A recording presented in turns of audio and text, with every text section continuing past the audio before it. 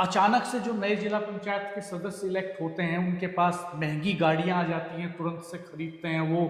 तो ये भी जनता में चर्चा होती है कि साहब वो गाड़ियां गिफ्टेड हैं। वो ये कह रहा था कि नहीं, हम पैसे लेने वाले नहीं, हम पैसे देने वाले भी हैं।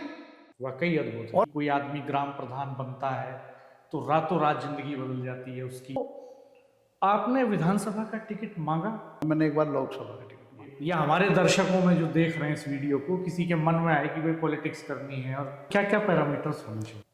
अच्छा, ये जो फिल्मी लोग राजनीति में आ जाते हैं, कई बार पता लगा कि कार्यकर्ता जमीन पे काम कर रहा है, 10 साल 20 साल 25 साल जीवन बीत गया, नारे लगा रहा है, दरी बिछा रहा है, रैलियां कर रहा है, और अचानक से कोई फिल्म इंडस्ट्री से कोई हीरो हीरोइन आया, कोई सेलिब्रिटी आया, टिकट ले गया, जीत के चला गया। तो जब इधर आ रहे तो इधर बहुत समस्या भाई, नहीं तो मत आओ, बहुत अच्छी दुनिया होगी। अगर याद रहते हैं बुरे वक्त के साथी किसको, याद रहते हैं बुरे वक्त के साथी किसको, सुबह होते ही चिरागों को बुझा देते हैं। वाह, अब तो ट्रेंड है कि नेता के बेटे हैं तो डायरेक्ट टिकट मिल जाए। हाँ, अच्छा है संगठन की राजनीति का, कम राजनीति है। तो हम तो संगठन में मानते हैं, जो संगठन में काम कर रहे हैं वे बड़े जनप्रतिनिधि हैं ही नहीं। दोस्तों नमस्कार, आज हमारे साथ बहुत ही खास मेहमान हैं। इस पॉडकास्ट में बहुत दिलचस्प होने वाली है ये बातचीत। हम बात करेंगे विमल शर्मा जी से, जो इस समय मेरठ और बागपत के डिस्ट्रिक्ट कोऑपरेटिव बैंक के चेयरमैन हैं। और ये वो बैंक है जिसका टर्नओवर 4000 करोड़ से ज़्यादा है। दोनों जिलों में 53 से ज़्यादा शाखाएं हैं। और ये जो एग्रीकल्चर बेल्ट है वेस्टर्न यूपी की, इसमें बहुत गहरी पैठ इस बैंक की है। चीनी मिलों को अमाउंट देना हो गन्ना भुगतान के लिए, या किसानों के लिए योजनाएं लानी हो, ये बैंक हमेशा एक बड़ी भूमिका निभाता रहा है। सर, आपका हमारे इस पॉडकास्ट में बहुत बहुत स्वागत है। थैंक यू रंजन जी। कि आपका एक लंबा अनुभव है सियासत में और आप करीब से देख रहे हैं। आप संगठन में जिला अध्यक्ष भी रहे, बड़े एक्सपोजर में आप रहे हैं, और कोऑपरेटिव बैंक के इस समय चेयरमैन है। एक समय तो लाल बत्ती होती थी कोऑपरेटिव बैंक के चेयरमैन की गाड़ी पर, तो वो एक रसूख आपने हासिल किया। अभी भी अगर मैं कहूँ कि जितने भी ये महत्वपूर्ण जिले के पोस्ट हैं, उनमें सबसे ज़्यादा जो सेटअप है वो मेरठ के समूह पास का, है। हाँ। तो कोऑपरेटिव बैंक हमारा हर गांव में डेलीगेट है। हाँ, निश्चित डायरेक्टर है वो, किसानों से सीधे जुड़े हैं आप। हर चीज में किसान की हम हैं। चीनी और मिलों हर को, व्यक्ति, चीनी मिलों को भी हमने फाइनेंस कर रखा 100 करोड़ रुपए, ताकि किसानों का समय से पेमेंट कर दे। और मैं तो अगर मान लिया ऐसा हो जाए कि किसानों को भुगतान के लिए वे कहें कि हमें और थोड़ा सा रिलीज कर दो, 5% ज़्यादा पैसा मिल जाए, चीनी के अगेंस्ट में हम पैसा वो देते हैं। तो मैं कहता हूँ किसानों पेमेंट के लिए कभी भी ले लो मेरे से। 4000 करोड़ से ज्यादा का टर्नओवर। हाँ, 4000 करोड़ क्रॉस कर दिया। मेरा टारगेट था पिछला, और अब के बाद शायद भगवान को और अच्छा करेगा। 53 बैंक शाखाएं बागपत और मेरठ में। में निश्चित तौर पे बड़ा नेटवर्क है आपका। उसी नाते आपसे पूछ रहा हूं मैं कि आपकी एक पकड़ है, तो आपके पास एक समझ भी है। तो मैं चाहता हूं कि आप पूरे प्रदेश के बारे में बताएं कि ये ऐसा क्या हमेशा इत्तेफाकी होता है, या जो प्रमुख बनते हैं या जिला पंचायत के अध्यक्ष बनते हैं उनकी काबिलियत ही ऐसी होती है कि वो सत्ता पक्ष को अलाइन करती है, या सत्ता पक्ष का कोई रूल ऐसा टूल होता है जिसको वो इस्तेमाल करता है, सत्ता पक्ष के ही जीतते आते हैं हर बार। आप देखिए पुराने इलेक्शन के ट्रेंड्स उठ के, जब यूपी में समाजवादी पार्टी की सरकार थी तो 60 से ज्यादा जिला पंचायत अध्यक्ष उनके थे। बीएसपी सरकार में यही स्थिति थी। और एक वक्त में तो ऐसा भी हुआ कि जिला पंचायत के मेंबर्स को बाहर होटल्स में रुकने के लिए ले जाया गया। इस तरह की खबरें अखबारों में छपी। मेरे पास ऐसे कोई एविडेंस नहीं है, लेकिन अखबारों में ऐसी खबरें छपी कि उनको ले जाया गया। अचानक से जो नए जिला पंचायत के सदस्य इलेक्ट होते हैं उनके पास महंगी गाड़ियां आ जाती हैं, तुरंत से खरीदते हैं वो। तो ये भी जनता में चर्चा होती है कि साहब वो गाड़ियां गिफ्टेड हैं और या खरीदी हुई हैं। मैं नहीं जानता इस बारे में कि सच्चाई क्या है, आप जानते होंगे चूंकि, तो इस नाते आपसे जानना चाहता हूँ। बहुत सामाजिक स्तर पे अगर देखें पंचायतों के, क्योंकि मैं 95 में प्रमुखी लड़ा, लेकिन बना मैं 96 में, क्योंकि उस समय बहन जी की गवर्नमेंट थी, वो फिर 2 जून को गिर गई, फिर वो हुआ।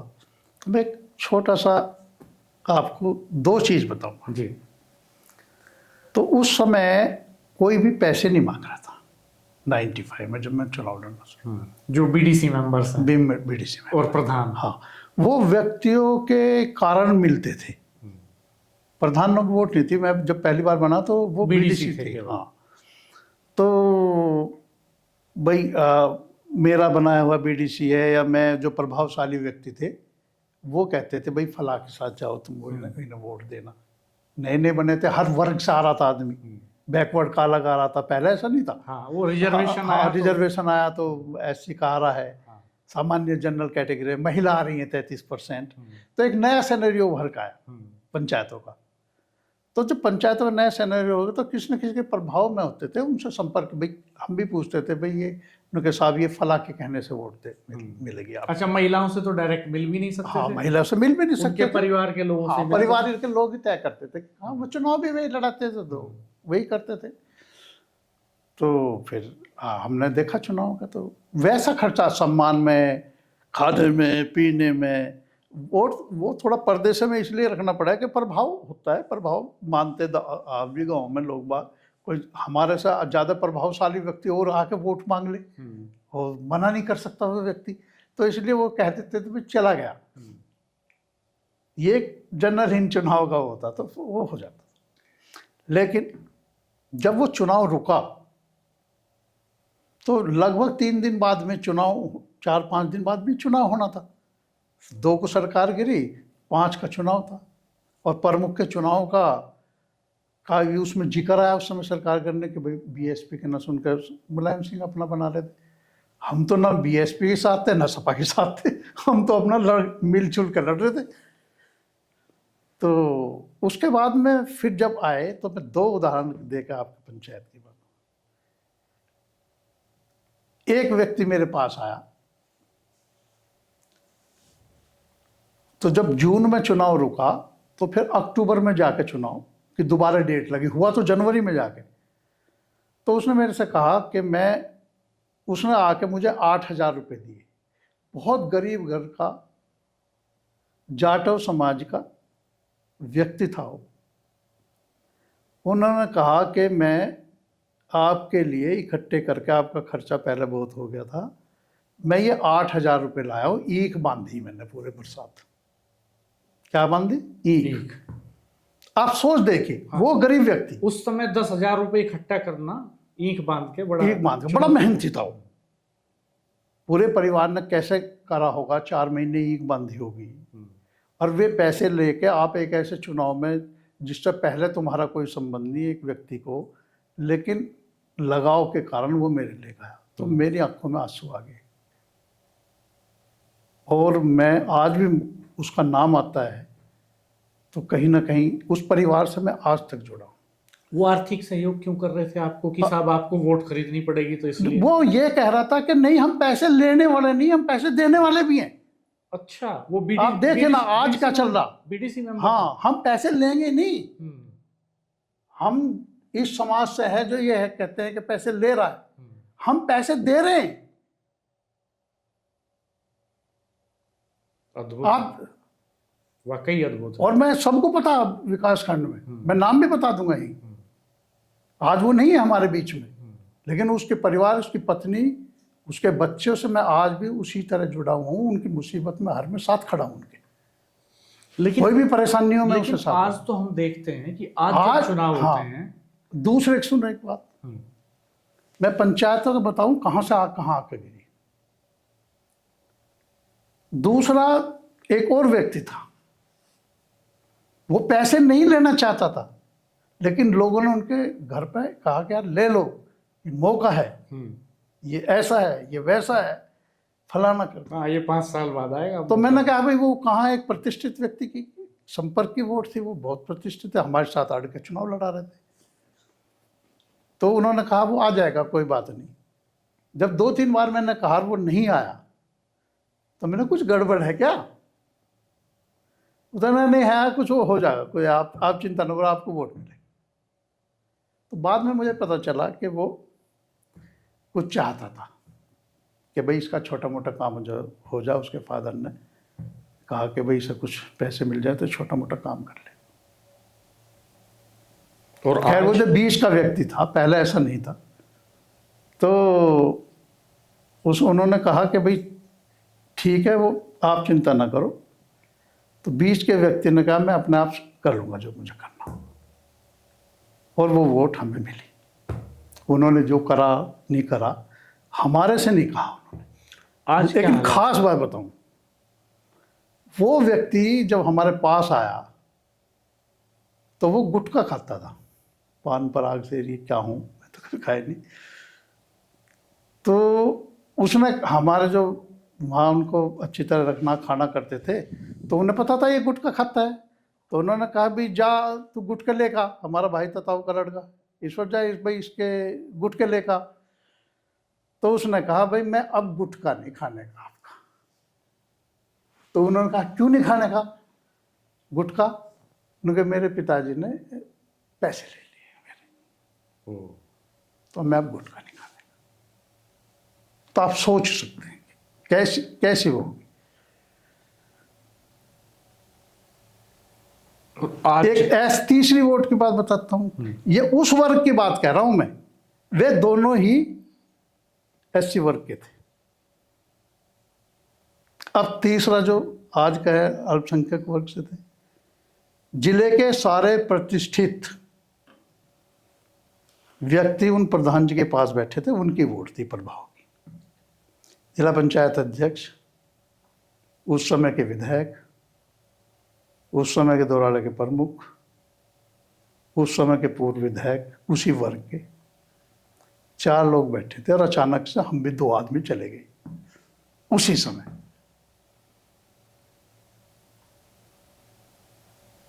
तो उस समय के जिला पंचायत अध्यक्ष ने कहा लो चलो भाई दोनों ही आगे, भाई प्रधान जी बताओ, अब बताओ किसको वोट देना चाहते हो, दे दो आज, हाँ साफ बता दो। हाँ, अब तो साफ, हाँ तब बता देते थे लोग। हाँ कि साफ बता दो किसको देनी है। और वो वोट देने दिवाने के लिए अपने बेटे के पास से बंबई से और गांव में आए थे कि भाई बीडीसी की वोट उन्हें हैंड ओवर करनी थी, जिसको भी करनी थी। तो उन्होंने क्या कहा वे सब सुनिए कि अध्यक्ष जी साफ बात करने का मेरा मिजाज नहीं है।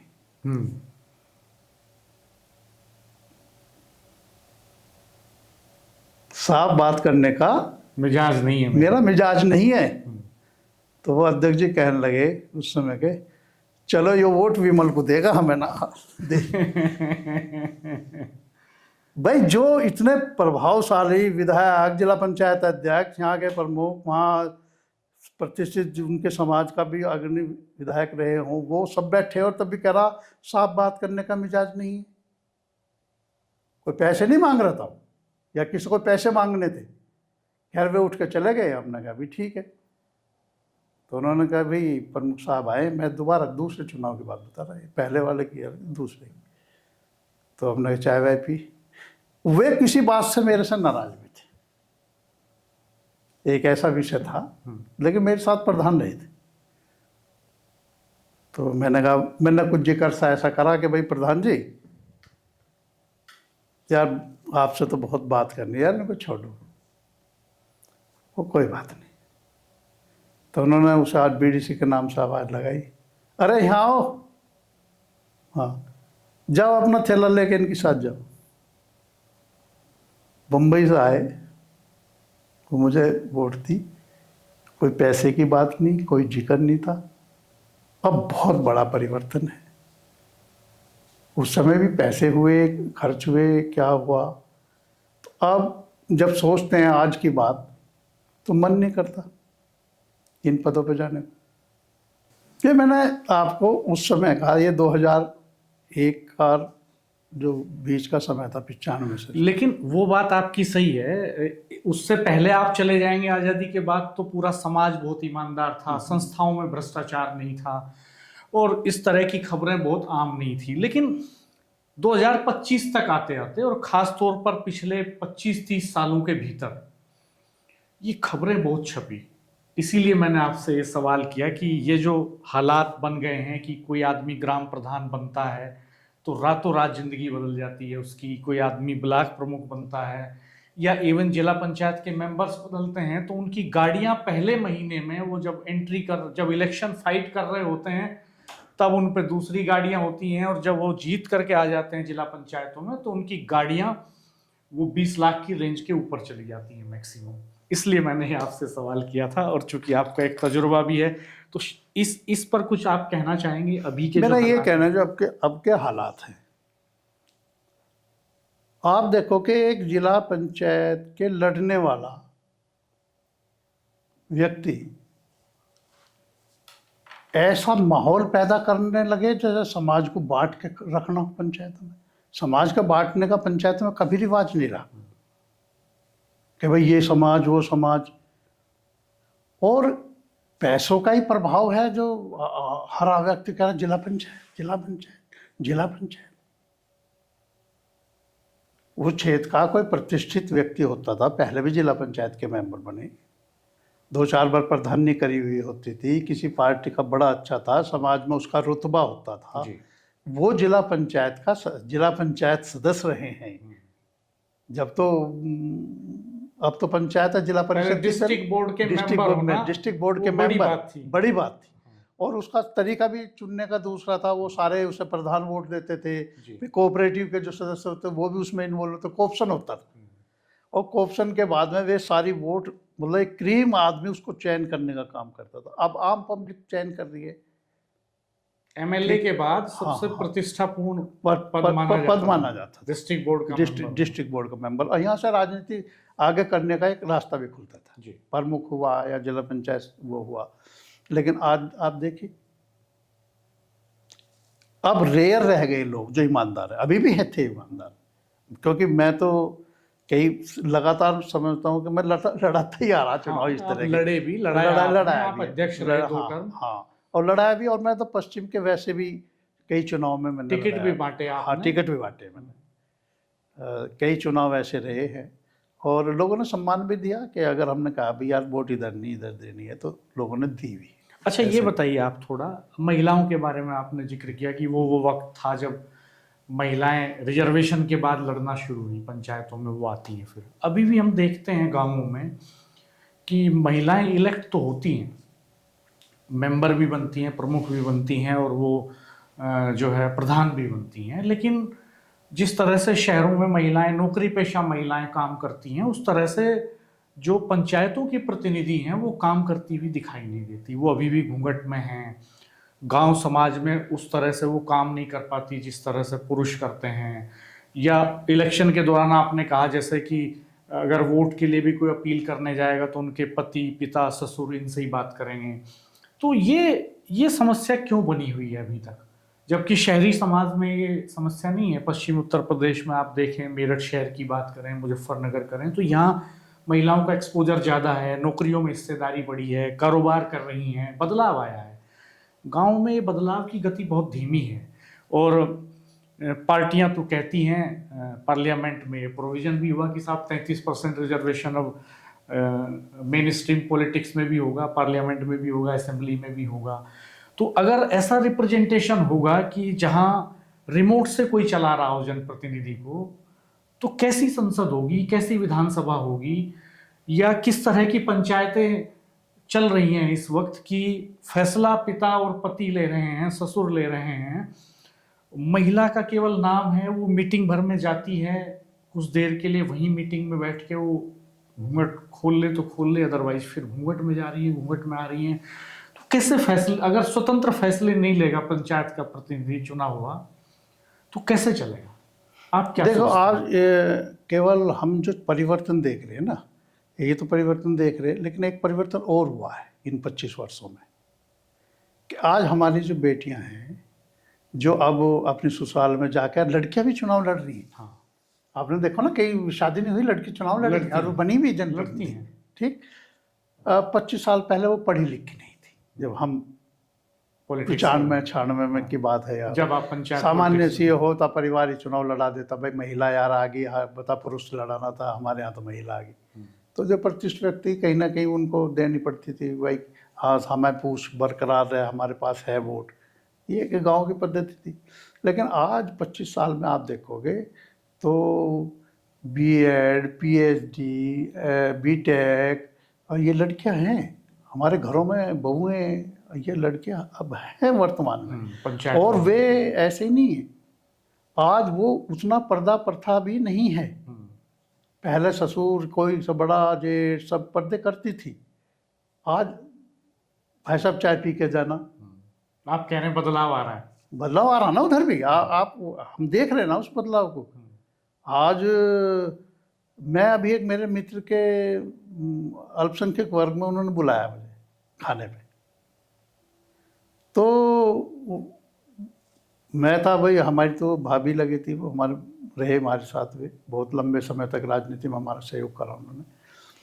उनके पुत्र वधू ने, जबकि वहाँ तो पर्दा प्रथा है, पुत्र वधू ने ही खाना खिलाया हमें। और मैं सोच रहा था कि भाई बहू है होगी, लेकिन उस बहू ने, हाँ बहू ने खाना खिलाया, अंकल खीर लीजिए आप, अंकल ये, अंकल वो। तो आज परिवर्तन है, ऐसा नहीं है। अब वहाँ भी नेतृत्व के वाले लोग महिलाओं में हैं, मतलब महिला हैं नेतृत्व करने। बात यह कि हम उन्हें करने दे रहे हैं कि नहीं करने दे, अभी भी वो पुरुष वाली प्रभाव है कि नहीं, प्रभाव कर रहे हैं या नहीं कर रहे। या भाई कोई बुजुर्ग महिला लड़ा दी, भाई कभी भी ऐसा हो जाए माँ को लड़ा लो, यार बहू कहाँ जाएगी मीटिंग में, ये बात आ गए। लेकिन अब जैसे नेतृत्व पर जरूरत महसूस हो रही है, तो वे लोग भी समझ रहे हैं कि अब खाली वहाँ तो चलने का नहीं काम, तो कई चीज़ें ला रहे हैं। अब जो जिला पंचायत है, आपके देखो हमारे कितने कार्यकर्ता हैं जो चुनाव लड़ रही है और अपना वो कर रही है, जिला पंचायत में आ रही है, विधानसभा के टिकट भी, विधानसभा की टिकट भी मांग रही है। और हमारे तो पार्टी में तो इस तरह का है नहीं, हमारा तो पूरा विंग है, लेकिन महिला का बहुत बड़ा विंग है हमारे यहाँ। पार्टियां टिकट कम देती हैं महिलाओं को, नहीं वो ऐसा है ना, अब चीज़ें आ रही हैं निकल के, टिकट भी दे रहे हैं, ऐसा नहीं है। अब देखो लगातार मोदी नगर से। अच्छा आप ये बताइए, वहीं लौटते हैं, आपने लंबे समय पंचायतों की पॉलिटिक्स की। हाँ 23 साल में लगातार। हाँ ये कम समय नहीं होता। हाँ।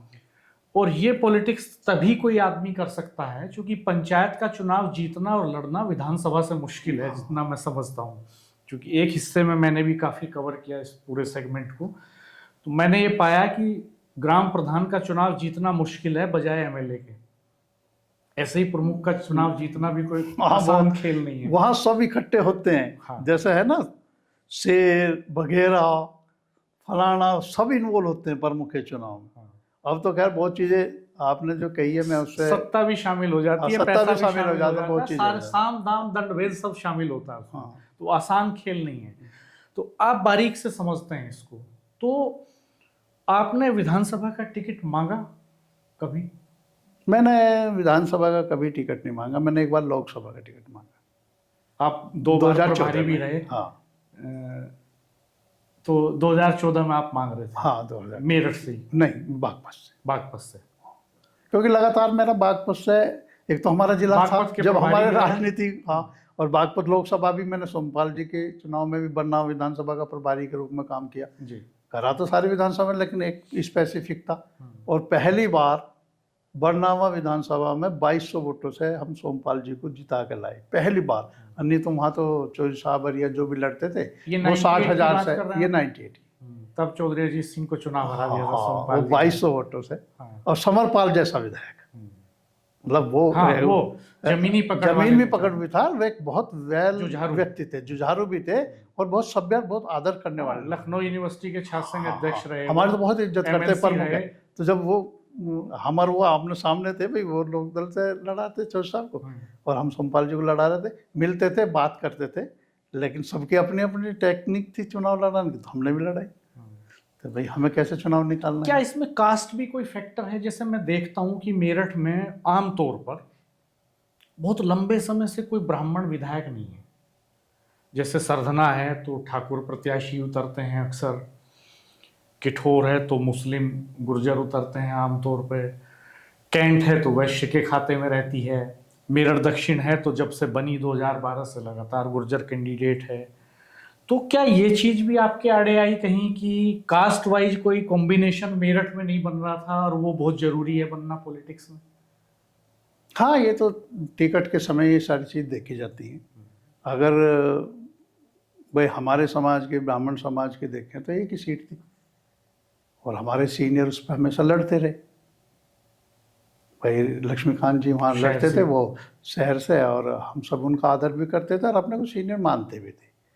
तो तब तक वो लड़े तो कोई मतलब नहीं था कि भाई हम ही विधायक बने, वो बने, उससे था उनका सचेतक रहे, पूरे हाउस में उनका वो रहता था। और फिर बहुत चीज़ें समय के साथ निकलती थी। अन्य दलों में होता तो दूसरी तरह से सोचते, लेकिन जब बीजेपी में आए हैं कोई चीज़ें बढ़ रही हैं। एक दो बार बात करी भी सही जगह, तो कहने लगे कि भाई स्थिति ये है देखो, तो अभी संगठन में काम करो। तो हमने संगठन में जिलाध्यक्ष हो गए तभी। अच्छा। और मैंने चुनाव, उस समय मैं जिलाध्यक्ष था जब 12 का चुनाव वो जीते। अच्छा, आप ये बताइए कि एमएलए बनने के पैरामीटर्स क्या हैं? अगर कोई नेता, कोई कार्यकर्ता ये चाहे कि, या हमारे दर्शकों में जो देख रहे हैं इस वीडियो को, किसी के मन में आए कि भाई पॉलिटिक्स करनी है और कल एमएलए बनना है, तो कास्ट फैक्टर होना चाहिए जो मैच करे, धनबल पर्याप्त होना चाहिए, और क्या क्या पैरामीटर्स होने चाहिए? देखो, धन तो एक साधन है, चुनाव में चाहिए तो होता है, लेकिन अगर आपके पास धन भी नहीं है तो समाज को जोड़ने का काम करिए, और फिर किसी सीट से भी लड़िए, और बिना धन के लड़िए, समाज धन देगा। बात है समाज गौण हो गया, राजनीतिक लोग हावी हो गए, जो राजनीति करने वाले लोग थे। अब वे लोग जिनके पास पैसा हो गया, वे सोचने लगे अब जरा व्यापार का और राजनीति का घालमेल करो। व्यापारी राजनीति में आने लगे। हाँ, कारोबारी। अब मेरा कारोबारी है तो मैं करूंगा राजनीति, कि मुझे अपना कारोबार संभालना यार, बड़ा दखलंदाजी होने एक लगी। वक्त था क्रिमिनल्स आने लगे थे। क्रिमिनल तो आपने देखा, एक लंबा दौर जिन चला जिलों के पॉलिटिक्स में। नहीं, लोगों ने क्रिमिनल्स को ही टिकट दी, और ऐसा लगने लगा कि यार लोग डरने लगे, बूथ कैप्चर होने लगे, मास उस लेवल पे। अब जो दौर है वो ऐसा है कि जिसमें कारोबारी लोग बहुत बड़े पैमाने पर आ रहे हैं। देखिए, दो कारोबारी भी लोग आ रहे हैं, लेकिन वे, मैं समझता हूँ, कारोबार के लिए ही आएंगे, लेकिन उन्हें जनता, उसको बढ़ाना कारोबार जनता को उनको रिजेक्ट भी नहीं करती है। जनता उनको नहीं, कुछ वेव्स हैं जो उनको भी चुनाव जिता दे। जनता देखो नेतृत्व को भी देखती है, खाली एक व्यक्ति को ही नहीं देखती, कैंडिडेट को। आज तो कैंडिडेट आप देख रहे होंगे, कैंडिडेट और नेतृत्व कैसा है आज वो देख रही है। देश का प्रधानमंत्री कौन है, देश का मुख्यमंत्री कौन है, क्या होगा हमारे भविष्य का, हमारे बच्चों का भविष्य क्या होगा अगले 20-25 साल बाद में। जो मेरा बेटा आज 5 साल का, जब वो 25 साल का होगा, कैसा भारत चाहिए उसे? गुंडागर्दी भारत में कैसे जी पाओगा वो? आज केवल वोट देने का काम, वोट इतनी आसान है देनी, यहाँ आके कैंडिडेट गौण हो जाता है। तो कैंडिडेट को तो गौण हो जाओ, फिर कैंडिडेट उसका लाभ तो उठा लिया, चलो भाई नेतृत्व का लाभ उठा लिया, नेतृत्व बहुत अच्छा था, आपको जिता के ले गया, लेकिन आप लगातार कैसे जीतोगे? अच्छा, ये जो फिल्मी लोग राजनीति में आ जाते हैं, कई बार पता लगा कि कार्यकर्ता जमीन पे काम कर रहा है, 10 साल, 20 साल, 25 साल, जीवन बीत गया, नारे लगा रहा है, दरी बिछा रहा है, रैलियां कर रहा है, और अपनी खड़ी बोली में कहें यहाँ की तो घर फूंक तमाशा है एक तरफ से। कोई आमदनी का स्रोत भी नहीं है। 20 साल 30 साल सपना देखता आदमी विधानसभा जाने का और लोकसभा जाने का, और अचानक से कोई फिल्म इंडस्ट्री से कोई हीरो हीरोइन आया, कोई सेलिब्रिटी आया, टिकट ले गया, जीत के चला गया, 5 साल निकाल के भी चला गया, कोई रिपीट भी कर लेते हैं बहुत सारे। इसको कैसे देखते हैं? देखिए, राजनीति में या किसी समाज के लिए काम करने में या देश के लिए काम करने के लिए तो कोई भी वर्ग हो, चाहे फिल्म स्टार हो या कोई भी, या खाली वो केवल ये दिखाने के लिए कि हम सीट जीत जाएंगे, राजनीतिक दलों को भी सोचना चाहिए ना। या हम भाई, यार उसका इंटरेस्ट क्या है अपना, तुम जबरदस्त बना रहे हो उसे एक सीट प्राप्ति के लिए, तो उस क्षेत्र का क्या होगा?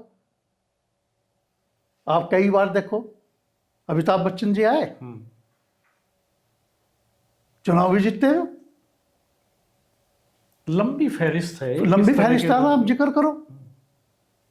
मान लो उधर साउथ में एनटी रामाराव आए, ललिता आई, जयललिता, उन्होंने राजनीति को समर्पण किया जीवन, फिर उधर नहीं गए, तो फिर इधर रहो ना, फिर भाई हीरो में कमा लिया पैसा, लोगों में प्रतिष्ठा हो गए, आपको देखने के लिए लोग लालायित हैं।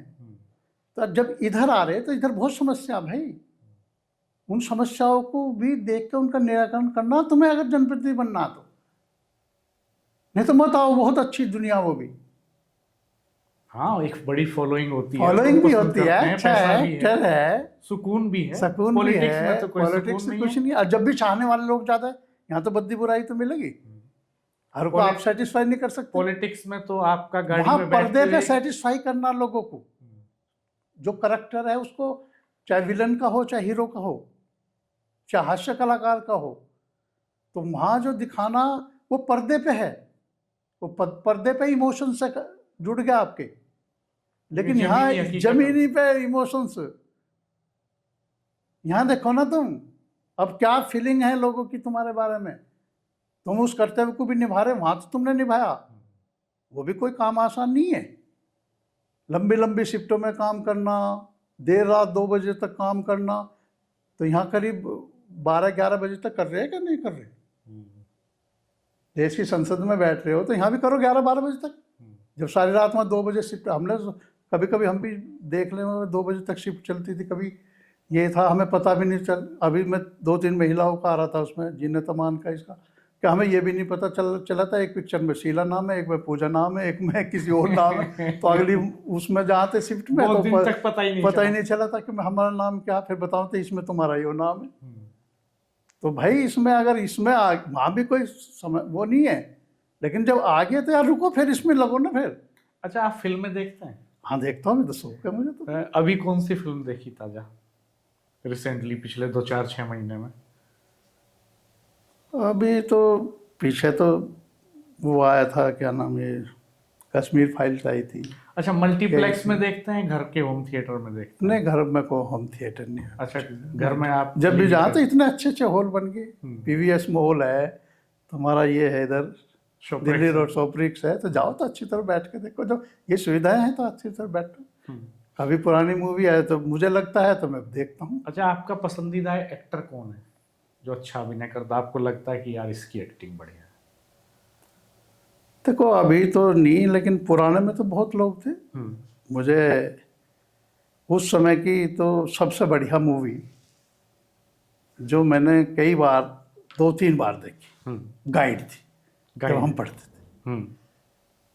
एक वो अलग, एक व्यक्ति को कहाँ से कहाँ ले जाके, देवानंद की, तो उस समय वो देखी।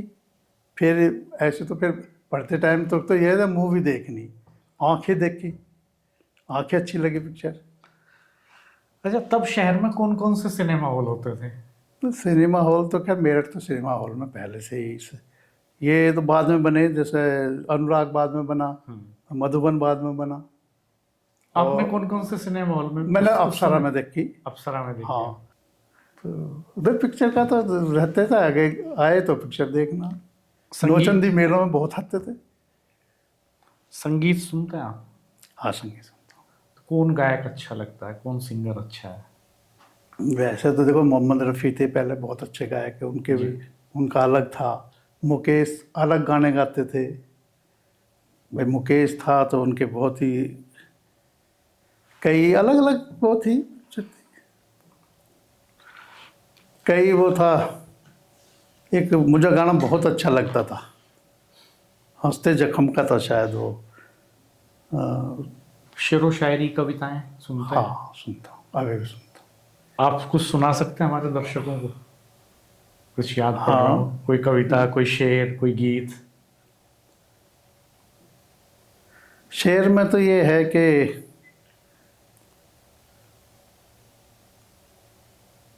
अगर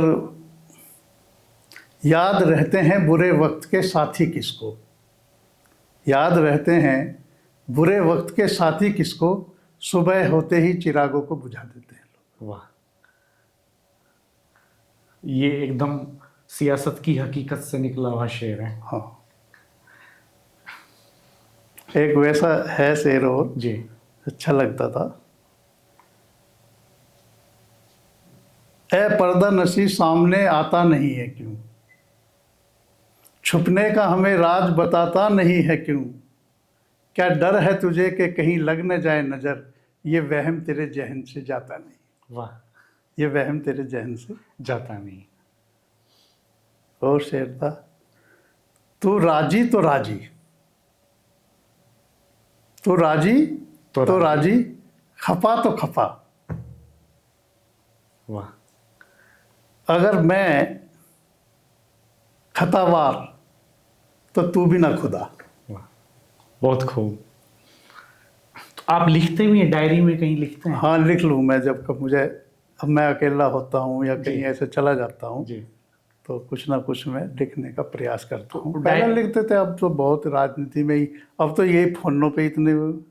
अभी लेटेस्ट किसी उस पर आ रहा था, किसी कौन से शायर ने कहा, वो भी मुझे बहुत अच्छा लगा शेर,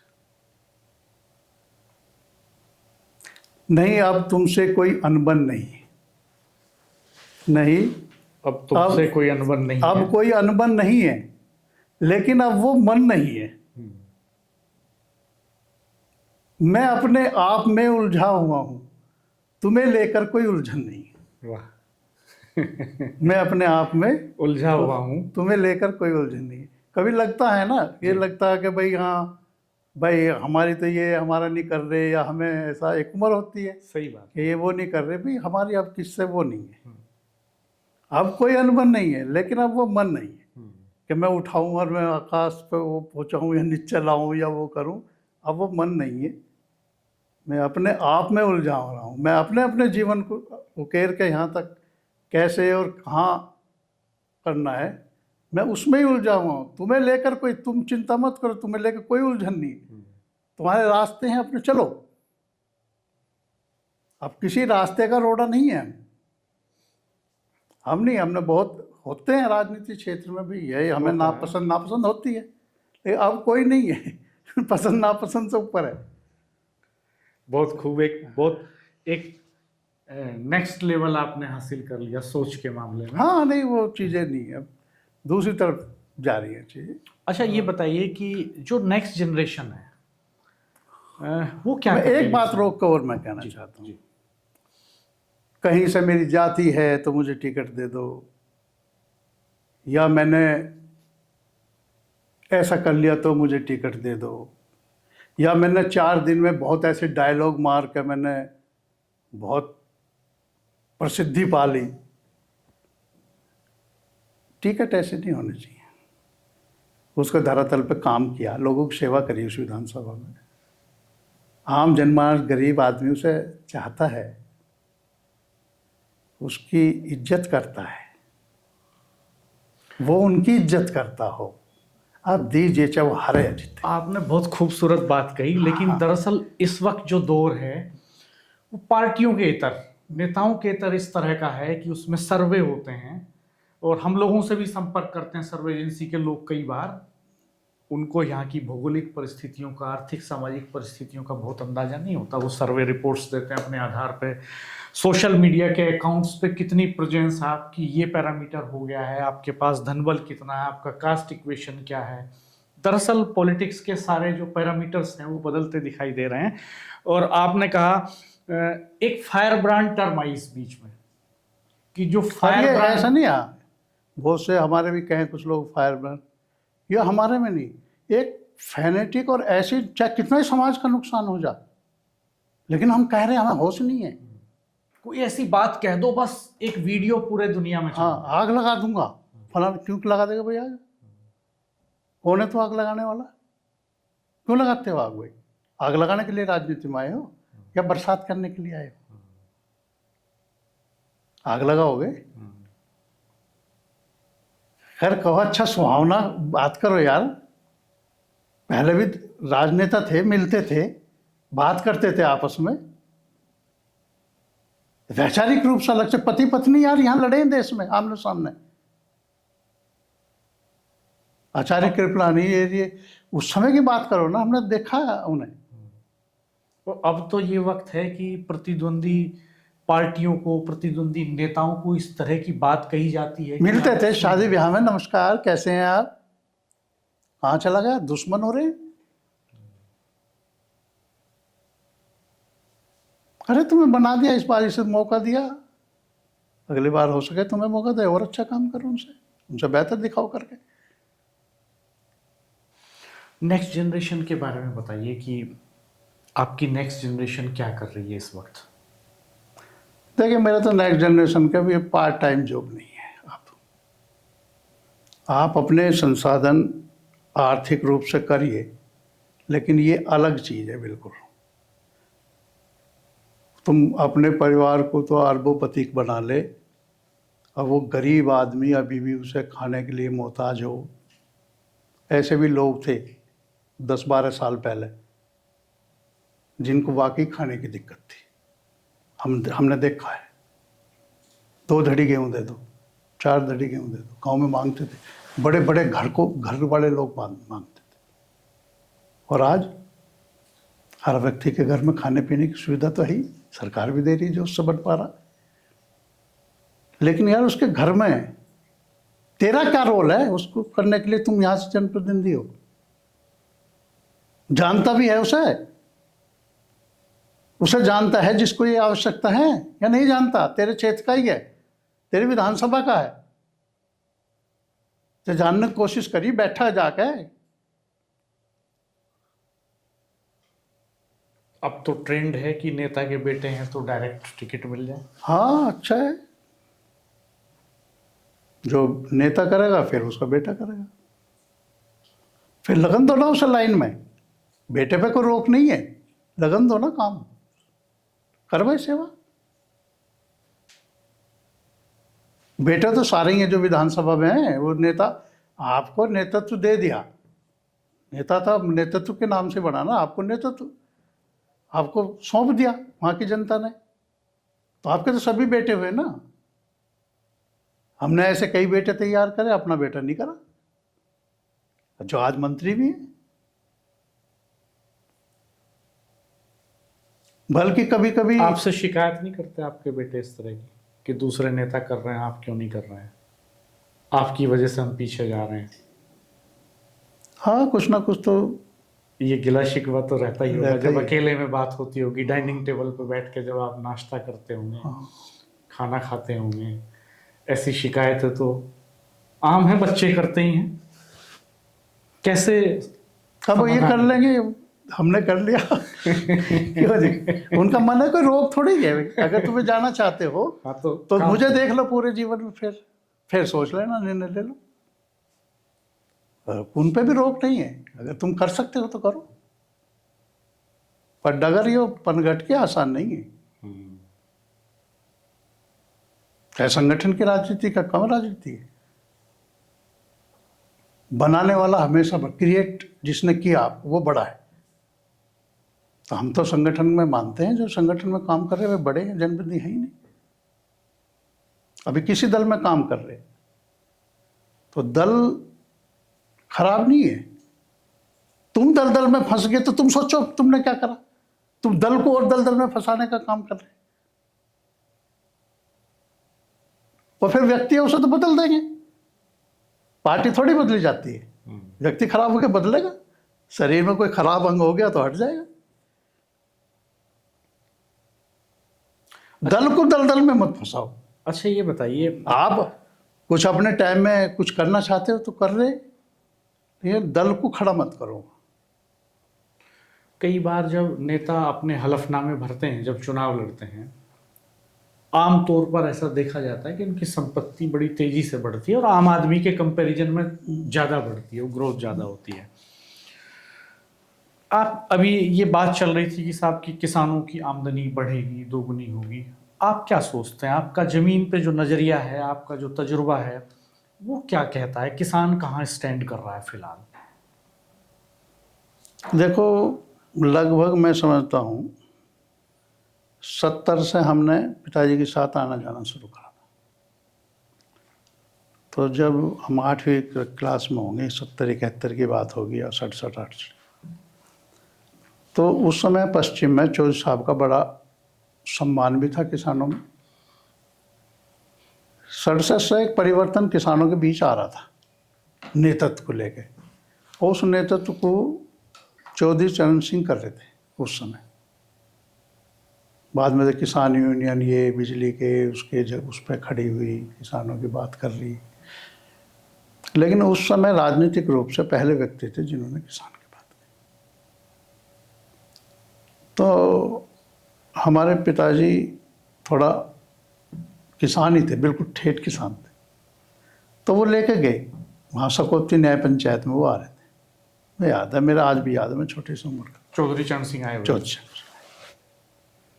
तो उन्होंने कहा लगभग उस समय, अब तो एक ही बेटा होने लगा, फिर अब 25 साल पहले तो 2 बेटे होते थे, उससे 25 साल पहले तो 4 बेटे होते।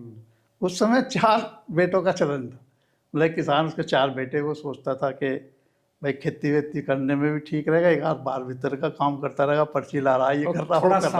सामाजिक दबदबा रहता था। 4 लाठी है घर की, बैल भी 4 ही रखते थे, ये 2 बैल रखते थे, ऐसा मतलब था चलन था। तो मेरी याद है आज उन्होंने एक बात कही थी कि भाई जिस 4 बेटे हैं तो कुछ अन्य कामों में भी इन्हें लगाओ, खेती से ही सारा नहीं होने का। अच्छा, हमारे यहाँ क्या था कि या तो नौकरी पे जाना, भाई मिलिट्री पुलिस हमारे टाइम में भी, या खेती में नहीं है तो भैया खेती कर ले। खेती एक ऐसा होता नहीं कुछ कर रहा तो खेती कर ले। तब कोई पढ़ता नहीं था, हाँ, कम पढ़ता था, तो उसे कहते थे पढ़ ले वरना खेती में लगा देंगे। तो उन्होंने कहा भाई अन्य चीजों में, हम भी इकोनॉमिक्स के भी स्टूडेंट रहे, आप उत्पादन में रहे हमेशा, हम उत्पादक हैं, हम किसान हैं, हम विपणन में तो नहीं गए कभी, मार्केटिंग में नहीं गए, हमें उत्पादक ही बनाए रखा गया, या उस सोच में हम नहीं ढले। मैं पश्चिम उत्तर प्रदेश की बात कर रहा, मैं बड़ा ऐसा नेता नहीं कि मैं, निश्चित, लेकिन उनका तजुर्बा जमीनी है। लेकिन जो मार्केटिंग में गए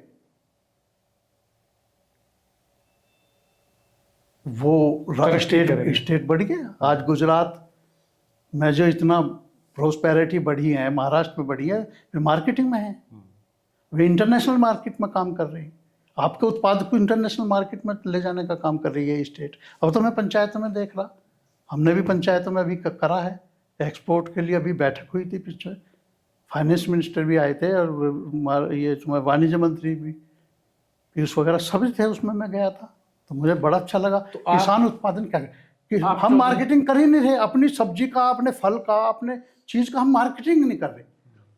हम जितने पैसे अपनी 20 बीघे जमीन में से गन्ने से कमाते, इतना एक रस का कोल्लू वाला जिस पे कोई जमीन नहीं होती, आपके गन्ने से 2 पूली ला के कमा रहा, वो मार्केटिंग कर रहा आपके उत्पाद की।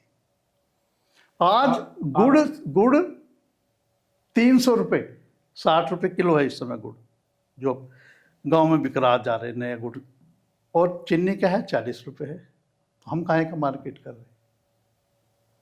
एक शक्कर मेरे पास आई, अभी किसी ने मुझे गिफ्ट दी, एक 1 kg का पैकेट था, वो डब्बा था।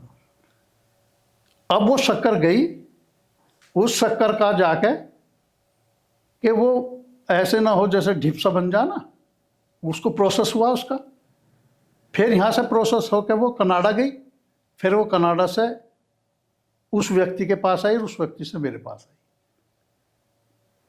तो हम अपने उत्पादकों को कैसे अच्छा करके बेचें, या आज के युग में हम 2 तरह के खाने वाले हो गए।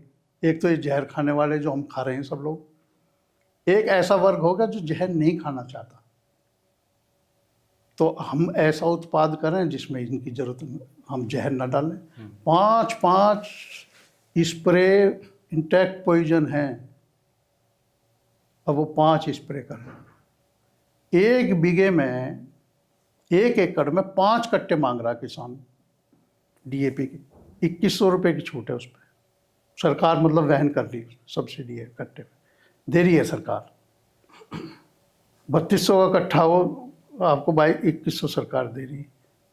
आपने पशुओं का खुंडा खोल दिया, अपने किसान हूँ मैं, मेरे घर में कोई पशु नहीं है, जितना बड़ा किसान उसके घर में उतने पशु, 0। हरी खाद वो नहीं बोला, ढैंचा, सनी, उड़द, अरहर, इसका पत्ता झड़ता था, वो पत्ता खेत में गिरता था, वो बहुत अच्छी खाद होती। लेकिन इसमें एक फैक्टर और भी तो है कि अब जमीनें खत्म हो बहुत गई। थोड़ी रह गई, और जब थोड़ी रह गई तो उसमें वो चाहता थोड़ी नहीं है रह कि- गई, फिर से जमीन सामंतवादियों के हाथ में जा रही है। छोटा आदमी जमीन बेच रहा, उसका वो सोच रहा गुजारा नहीं हो रहा 5,000 10,000 में।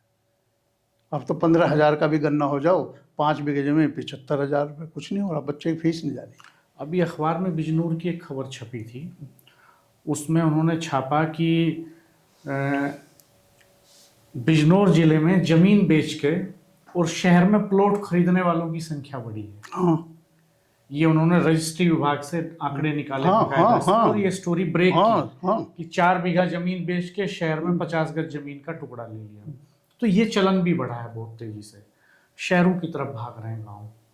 तो एक बड़े संकट की तरफ पश्चिमी उत्तर प्रदेश के हालात हैं। खैर सर, आपने बहुत दिलचस्प बातें की और बहुत जमीनी जानकारी आपसे मिली हमें, हमारे दर्शकों को भी निश्चित तौर पर मिली होगी। मैं तो रवि जी एक बात और आपके रोक के कह रहा हूँ जी, मैं अभी सोच रहा हूँ इस बार में गंभीरता से कि जो पश्चिम के अच्छे पढ़े लिखे लड़के हैं, जिन्होंने BSc MSc कर रखी है, बायो में भी कर रखी है, उनको एग्रीकल्चर में भी कर रखी है, ऐसे गांव वाइज एक डाटा तैयार करके उन्हें अन्य चीज़ों में मैं बैंक से फाइनेंस करूं, और वे ऐसे, अब जैसे मोटे अनाज वाला ही है, एक भी यूनिट नहीं है, मैं फाइनेंस करूंगा, मैं बैठा हूँ, एक भी यूनिट नहीं लगी, ऐसे नए प्लांट आए लगें, पूरे देश में सप्लाई करें पश्चिम उत्तर प्रदेश। यार गंगा जमुना के क्षेत्र का बीच का है, प्रोसेस में आओ, विपणन में आओ, उत्पादन में ही मत रहो। आप देखें ना कहां से कहां जाओगे। 90 रुपए किलो का आटा और 25 किलो 25 रुपए में भी उसका वो मिल रहा है, और ट्रांसफर हो रहा है इतने में मोटे अनाज का, लेकिन हमें ध्यान ही नहीं है, हमें पता ही नहीं हमें करना। जब 8,000 10,000 रुपये की नौकरी के लिए बीटेक दरवाजे पा के खड़ा होगा, उसे अपनी क्वालिटी का ही नहीं पता क्या कर रहा है। दोस्तों, अगर आप ये वीडियो देख रहे हैं और आप खेती बाड़ी से जुड़े एग्रीकल्चरल प्रोडक्ट्स की मार्केटिंग करना चाहते हैं, तो जिला सहकारी बैंक के चेयरमैन विमल शर्मा जी का कहना है कि वो आपको लोन देने के लिए तैयार हैं बैंक से। मेरठ बागपत जिले में इन बैंकों की 53 शाखाएं हैं जिला सहकारी बैंक की। आप सीधे बैंक शाखा में संपर्क कर सकते हैं, और अगर वहां पर आपको रिस्पॉन्स नहीं मिलता है तो आप जिला सहकारी बैंक के चेयरमैन से मिल सकते हैं, विमल शर्मा जी से। मेरठ में कचहरी रोड पर, वेस्टर्न कचहरी रोड पर जिला सहकारी बैंक का दफ्तर है। बहुत धन्यवाद सर आपका। Thank you. और ये जो आपने घोषणा की है, वाकई में हमें उम्मीद है कि गांव देहात के बच्चों के लिए वैल्यूएबल होगी। कुछ छोटे छोटे से सवाल करेंगे। आप सुबह किस समय उठते हैं? मैं लगभग 4:12 4:16 के बीच में मेरी आँख खुलती और नाश्ता किस समय करते हैं? है। मैं नाश्ता करता हूँ 9 बजे। क्या लेते हैं नाश्ते में आमतौर पे? मेरा सुबह का रूटीन ऐसा रहता है कि 10-15 मिनट में फ्रेश हुआ, 4:45 बजे मैं घर से निकलता हूँ, गांव में रहता हूँ मैं, 4:45 बजे से, और लगभग 50 मिनट में घूमता हूँ अपना गांव में ही, घूम घाम के आके, और फिर मैं थोड़ा योगा वोगा कर लिया, फिर एक आध फल मैं खा लेता हूँ। सुबह चाय पीते हैं या कॉफी लेते हैं? नहीं, कॉफ़ी तो कोई हम पीते ही नहीं, हमें चाय पता पीते कॉफ़ी हैं। का मन करता है, चाय कॉफ़ी उसके साथ भी कुछ हो, मेरे पास खाली चाय कभी नहीं पी जाती। अगर मैं नहीं पीता हूँ, या तो मैं सुबह से खा लिया एक, तो चाय की जरूरत नहीं। कहीं घूमने जाते हैं आप? कहीं घूमने जाते हैं? हाँ, घूमने जाता हूँ। देश में कहाँ कहाँ घूमे हैं? मैं कोची भी गया, और विशाखापट्टनम गया, उधर अगर साउथ में जा, उज्जैन भी गया मैं, और भोपाल उज्जैन इधर मध्य प्रदेश में भी गया, राजस्थान में भी गया मैं। विदेश यात्राएं? विदेश यात्रा मैंने कभी नहीं करी। पहाड़ पे जाते हैं? पहाड़ पे जाता हूँ। पहाड़ ज़्यादा अच्छा लगता है समुंदर?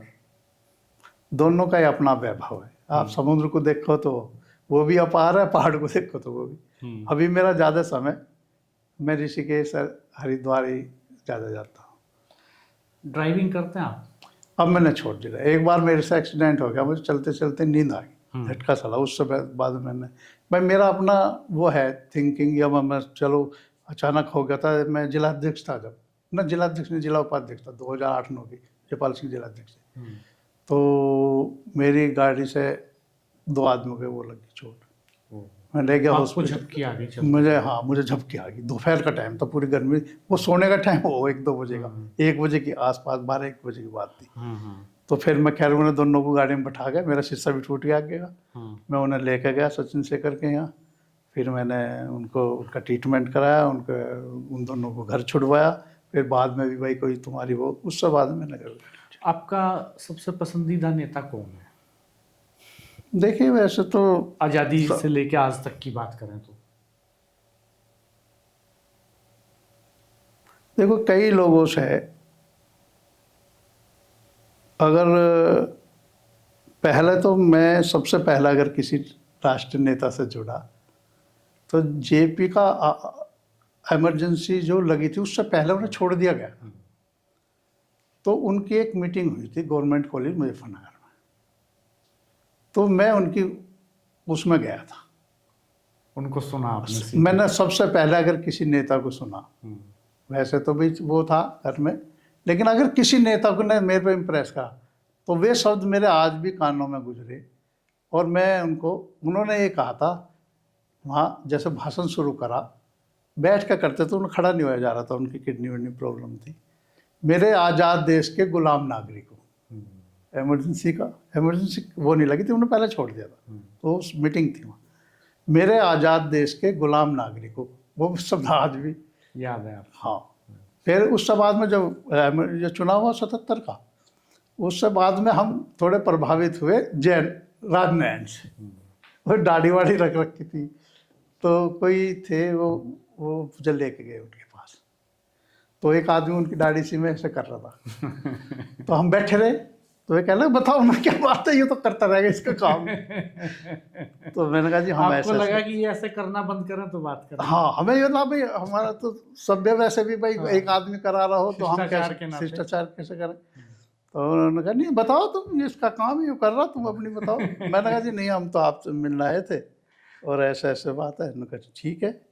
मैं कहा जी अगर राजनीति में हम आते रहेंगे आपके पास, पैसा था ही ना कुछ हमें जो वो करना था, जब तो ये तो कहीं नौकरी लग जाए छोटी मोटी तो काम करें। सही बात। तो फिर उनके वो रहे, फिर उनसे जुड़ गए। फिर कौन सा चुनाव था 80 के, उसमें तो उन्होंने अलग सोशलिस्ट पार्टी जो थी वो अलग बनाई। तो शुरू में हम उनके साथ ही जुड़े। तो बल्कि ये सतबीर त्यागी जी भी तब उनके साथ थे। एक सामल दास गुप्ता थे, वो दिल्ली प्रदेश के वो थे। और पश्चिम का देखो, मैं 22 साल का हूँगा, पश्चिम का काम मुझे सौंप दिया था उन्होंने। और मैंने टिकट ही बांटे सोशलिस्ट पार्टी। और बड़े बड़े रिटायर्ड जो IAS थे वे भी आके टिकट मांग रहे थे। 67 में तो मेरठ से MP सोशलिस्ट पार्टी से हाँ, थे, हाँ, 4 हाँ, MLA हाँ, मेरठ से थे। तो उनके साथ लंबे समय तक रहे। फिर जब 84 की बात है तो उन्होंने कहा 84 की, हाँ, कि भाई मैंने एक अधिवेशन कराया था। उन्होंने कहा भाई विमल को सौंपो जिम्मेदारी। बल्कि मेरे याद आ गई बात, तो हमने परतापुर करा था जब यहाँ रेहे का जंगल था सारा। तो परतापुर में जो रेहे का जंगल था, तो हम वहाँ हमने टेंट वेंट लगा के करा। राजनयन बड़े बड़े केरल तक के, कोई कहीं का, कोई कहीं, तो पूरे देश से ही आए जनप्रतिनिधि। और ख़ास बात जो मुझे कहनी है, जब वो स्वास्थ्य मंत्री भी रहे थे, जब वो चले गाड़ी लेके, बैठ के हमने सी ऑफ करा, तो उन्होंने मेरे से कहा अरे भाई ऐसे है कुछ। मैं कहा हाँ जी, या 200 रुपये तेल गिरवा दे मेरी गाड़ी में। आप देखो देश का कितना बड़ा जो प्रधानमंत्री वो हरा के बनाओ, वो 200 रुपये का। आप देखो ना ऐसे राजनीतिक थे, कहाँ किनकी बात कर रहे हैं। अब कहीं 1000 करोड़ का हो गया, 2000 करोड़ का, कहाँ से आगे भाई। और फिर उन्होंने कहा, बल्कि एक उसमें हमारी वो भी हुई, उस समय कहने लगे कुछ बात हो गई होगी चौधरी साहब से कि मैं बागपत से लड़ूंगा भाई, तैयारी करो। मैं कहने लगा जी बागपत से क्यों लड़ो। तो एक तो ये होता है कोई भी अपने नेता को जीतना चाहता होगा, देखना चाहता है, तो मैंने कहा जी वहीं से लड़ो, पूर्वांचल या रायबरेली से लड़ो, जहाँ से आप लड़ते आ रहे। कुछ हमारे पिताजी के समय से ही हमें थोड़ा चौधरी साहब से वैसे रहते भाई, लेकिन वो किसान पॉलिटिक्स करते थे। हाँ हाँ। तो पिताजी तो उनसे फिर प्रभावित मैं थे हाँ आपके। मैं कहा भाई यहाँ ना लड़े, हमने उन्हें बताया भी, लेकिन वो जिद्दी बहुत थे, वो लड़े जिद्दी वो, बहुत थे। पहुंच गए। हाँ, तो उन्होंने कहा कि नहीं भाई ये तो निर्णय हो चुका है, लड़ना ही मुझे यहाँ से। और बताते हैं यहाँ कुछ कैप्चरिंग वैप्चरिंग होती है। मैंने कहा जी मैं तो कभी गया नहीं इधर चुनाव में, ना मेरा कुछ ऐसा वो था, तब तो वैसे नहीं था। नहीं मैं तो यही लड़ूंगा चुनाव, अब नेता का आदेश है तो भाई चलो लड़ेंगे भाई, लड़ाओगे। तो लेकिन मन ये भी रहता ही है स्वाभाविक, जो अपने आसपास का कोई बड़ा नेता हो तो आदमी जो चाहे वो विपक्ष में भी हो तो भी वो जुड़ा रहता है उससे, कोई नहीं चाहता अपने नेतृत्व को करना। यानी पूरा स्टेट क्यों कहने लगे प्रधानमंत्री बनते हो तो हम दे देंगे, हमारा राष्ट्रपति बनता हो तो हमारे स्टेट का हम पूरे विपक्ष भी दे देगा उसको वोट, क्यों देते हैं? तो बड़े स्तर पे जाता है तो फिर ये छोटी चीज़ें कौन हो। बहुत शुक्रिया सर आपका, आपने बहुत दिलचस्प बातें बताई। और आप एक बार हमारे दर्शकों से भी अपील कर दीजिएगा और अपने चाहने वालों से अपील कर दीजिएगा कि वो हमारे चैनल को सब्सक्राइब करें, वीडियो शेयर करें, बेल आइकन भी प्रेस कर दें। रविंद्र जी से बात हुई आज, बहुत मन लगा। बहुत लंबे समय से जब पत्रकारिता में रहे, जब तुम प्रमुख थे या इन संगठन में काम कर रहे थे, आज और इस स्तर पर इस तरह के इंटरव्यू मुझे भी देने में आनंद आया। और जब मेरा ही भाई मेरा इंटरव्यू कर रहा हो तो ये तो बिल्कुल अद्भुत बात है। और मैं तो इसी में बहुत प्रसन्न रहता हूँ। मुझे कोई ऐसा नहीं है कि बहुत बड़ा वो आके मुझे वो करे, लेकिन रविंद्र जी ने कहा है तो मैं सभी से कहूँगा कि ये बिल्कुल ग्रास रूट के पे जो कुछ काम कर रहे हैं, आपकी समस्या को ला रहे हैं। हम लोगों के राजनीतिक अनुभव जो पिछले 40-45 वर्षों से हम यहाँ हैं और इस चीज़ को आगे बढ़ाने का काम कर रहे हैं, आप तक पहुँचाने का काम कर रहे हैं, तो सभी इस चैनल को सब्सक्राइब करें, शेयर करें और इसे बढ़ाने का काम करें। और हमारा भी अपना नेटवर्क है कोऑपरेटिव का जी, तो मैं पूरे नेटवर्क से ही कहूँगा दोनों जिलों में हमारे से बड़ा नेटवर्क नहीं है किसी संस्था का। निश्चित तौर पर किसानों में एक विशेष और इसमें हमारे जो भी है, हमारे तो महानगर, जिला, पंचायत, मेयर और ये सब हमारे उसमें ही है। और आपका बागपत पूरा और किसानों के बीच है, बिल्कुल ग्रास रूट पर। अब तो हम अमित शाह जी के और JPS जी के उससे हर गरीब व्यक्ति को सहकारिता से जोड़ रहे, उसके जीवन में रोशनी करेंगे। सहकारिता के माध्यम से उसे कुछ ना कुछ रोजगार की तरफ लेके जाने का हमारा मन है। तो दोस्तों, आप बैंक की इन योजनाओं का फायदा उठाइएगा, बैंक जाइएगा, जिला सहकारी बैंक में पूछिए आपके हक में क्या योजनाएं हो सकती हैं, आप कैसे लोन ले सकते हैं, कैसे योजनाओं का फायदा उठा सकते हैं। और चेयरमैन साहब ने खुली घोषणा कर दी है कि वो बैठे हैं आपके लिए। आपका स्वागत है हमेशा। बहुत बहुत धन्यवाद आपका, आपने हमें समय दिया। हमारे चैनल को देखते रहिएगा, सब्सक्राइब कीजिएगा, बेल आइकन प्रेस कर दीजिएगा, नोटिफिकेशंस ऑन रखिएगा, वीडियो मित्रों के साथ शेयर कीजिएगा। और जल्द फिर हाजिर होंगे हम एक नए मेहमान के साथ। तब तक के लिए नमस्कार।